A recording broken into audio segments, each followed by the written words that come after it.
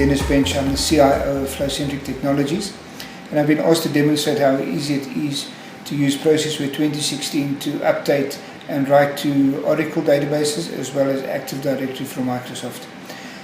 In preparation of this, I've created a simple employees table within the Oracle database, and I'm just running a select statement against it to indicate that there are currently no rows in this actual database.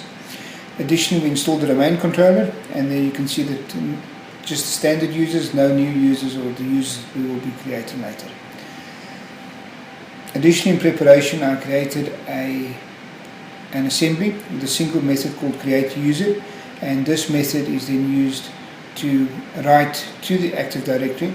I pass in a number of parameters such as the first name, last name, login name, etc.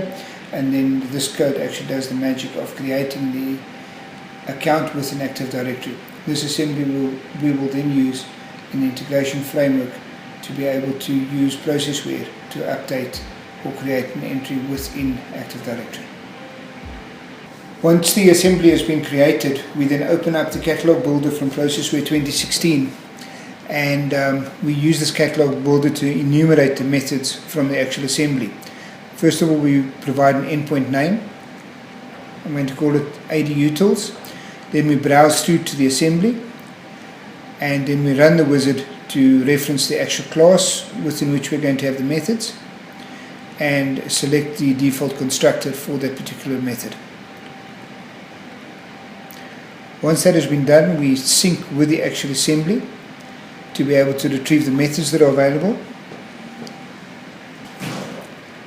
I select the create Active Directory user method, and you will see that on the user interface it is actually expanded to that particular method. Lastly, I give my catalog a name. We're going to call it Microsoft Utils, and once I've actually done that, I then upload this catalog up to the Processware server.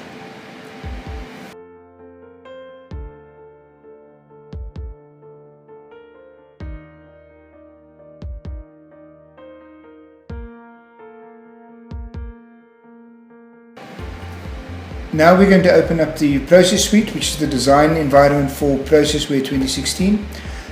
First of all, I log in to the actual site.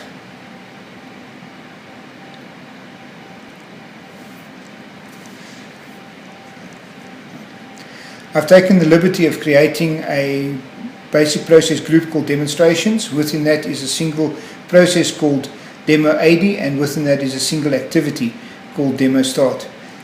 I've put down a couple of fields, first name, last name, login, and a command option button where we will actually write the code. On the right hand side under the integration service, you will see the catalog we've just uploaded, and as I expand it, you'll see the ADUtils endpoint, and as I expand it, you will see the method that we exposed from the assembly. I then quite simply drag the code over from the right. I establish the context for the catalog.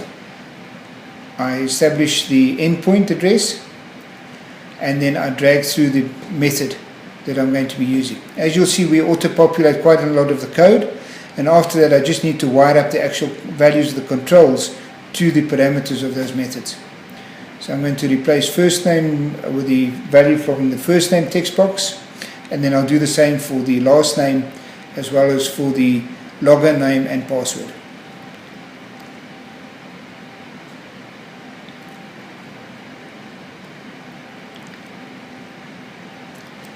Okay, once we've actually done those, the last thing to do is to pass through the domain name and the domain path. These of course could be read from variables. In this case I'm just going to type the values into the actual parameter space.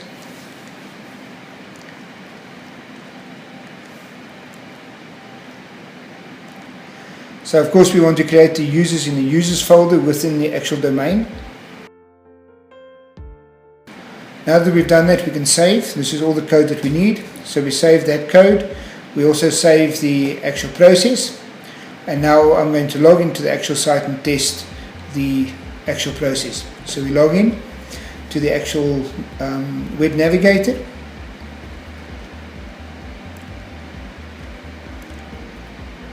On the default page for the navigator, I'm going through to start a process. I select the demonstration process group. Thereafter, the process that I want to kick off, You'll see the fields on the screen for the first name, last name and login field. So we're going to create a user called Joe Soap. And when I hit the create user button, we will then execute the code, go through the integration framework and create a record within Active Directory. Of course, we just need to demonstrate that it was created. I go through to the users folder in Active Directory. The Joe S account has been created and we are done.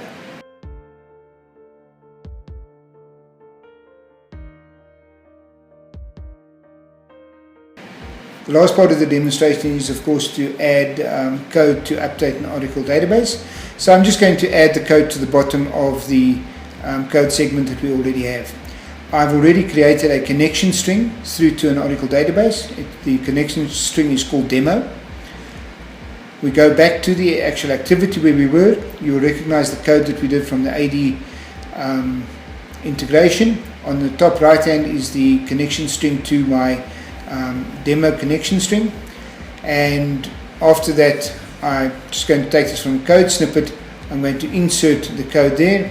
As you can see, we instantiate the connection to my Oracle connection string, and after that I run a simple insert command with the values out of the actual text boxes on the screen. We save the code, we save the process, we go back to where we were on the interface.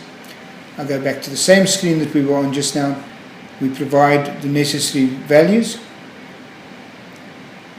We click on the Create User button. The code executes, adding an entry into the Active Directory as well as into the Oracle database. I go through to my SQL developer. I execute the query.